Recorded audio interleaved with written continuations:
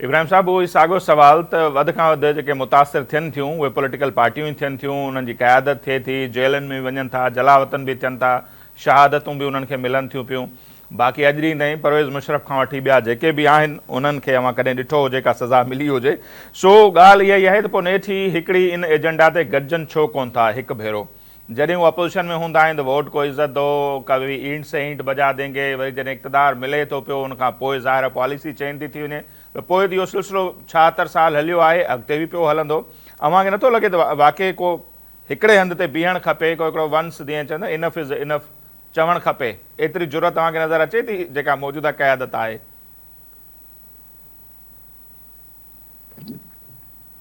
न सिर्फ़ बदकिस्मती आहे त सियासी पार्टियूं जेके थियनि उहे बिल्कुलु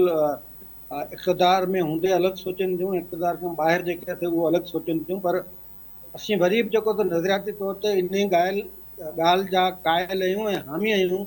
त बहितरीन खां बहितरीन ऐं ख़ूबसूरत खां ख़ूबसूरत तरीन, लिबरल खां लिबरल तरीन जेको सो उहा आमरियत आहे, उन खां बदतरीन जमहूरियत जेका आहे उहा वरी बि जेको सो बिल्कुलु ठीकु आहे। मतिलबु उन ते समझौतो घटि में घटि जेको सो उहो माण्हू नथो करे सघे। उन जे करे बेनिफिट ऑफ डाउट जेको असीं सियासी पार्टियुनि खे मुसलसल आख़िरी मुशर्रफ जमहूरियत खां पोइ असीं ॾींदा बि आया आहियूं ऐं सम्झूं था त इन्हनि पार्टियुनि खे जेको सो आहे, पर उन्हनि जो जेको सो आहे कुल नतीजो जेको सो उहो मायूस कंदड़ थो निकिरे ऐं पोइ असीं इन नतीजे ते पहुचण ते या सोचण ते मजबूर था थियूं त ही पार्टियूं जेके से उहो ख़ुदि जेको सो मफ़ादतनि जे उन अहिड़े चकर में इक़्तिदार जो जेको सो जेके मज़ा थियनि था या जेके से मज़ो हुननि खे अचे थो या इक़्तिदार जी जेका लस्ट हुननि खे लॻी आहे, जेका लत लॻी वई आहे, उन में हू सम्झंदा त इन खां सवाइ रही नथो सघिजे। मतिलबु आख़िर में शक केॾां थो वञे, छो जो हिकिड़ो त हुननि खे कुर्सी अहिड़ियुनि शर्त थी मिले, मतिलबु इहा ॻाल्हि बिल्कुलु दुरुस्त आहे त सॼो नज़लो हिननि सियासी पार्टियुनि उन्हनि जी क़यादत उन्हनि जे कारकुननि ते किरे थो,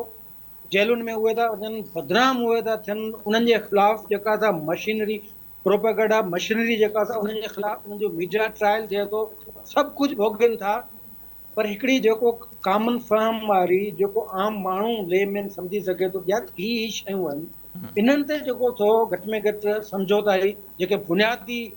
जेके ॻाल्हियूं आहिनि या डेमोक्रेसी जी जेके बुनियादी तक़ाज़ाऊं आहिनि, जेके आइन जूं बुनियादी जेके घुर्जूं आहिनि, उन्हनि ते कंप्रोमाइज़ छो थो थिए। तॾहिं इहो शक पवे थो त न हिननि खे फ़क़ति पंहिंजो ज़ाती इक़्तिदार खपे। मतिलबु इहे हिकिड़ियूं शयूं जेके से मुख़्तलिफ़ मरहलनि मां थियनि थियूं न, ऐं असां इहो ॾिठो आहे सभिनी इहा माण्हू ऑब्ज़र्व करे सघे थो त हिकिड़ी ॿी जेको सो पार्टी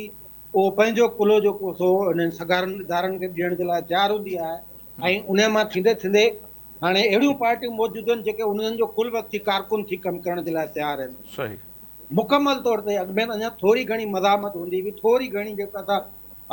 उहो पंहिंजो पावर हूंदो हो सिविलियन वटि, पर पोइ अहिड़ो दौर बि असां ॾिठो जंहिंमें पघारदार मुकमल तौर ते जेको उहो थी जीअं मतिलबु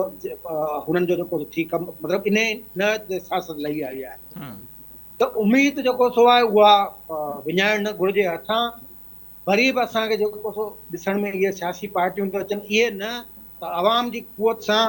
अवाम जे अंदरां जेके नयूं सियासी पार्टियूं ठहंदियूं मुस्तक़बिल में, जेके उहो कमु जेको सो आहे जेको यानी असुल में रुॻो इक़्तिदार कुर्सी इहो न आहे न, असुल में स्टेट जो जेको सो आहे उहो हिकिड़ी रियासत हुजे जेका भलाई रियासत वारो जेको तस्वर आहे, बुनियादी तौर ते उन ई ते अमल दरामद ज़रूरत आहे। त ठीकु अॼु न त सुभाणे उमेद करे सघिजे थी, उमेद मतिलबु इहा ई आहे त को अहिड़ी कुवत पैदा थिए या हिननि ई सियासी कुवतुनि मंझां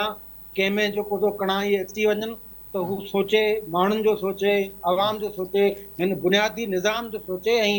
हिकिड़ी बहितरीन फलाही रियासत जो सही। सोचे।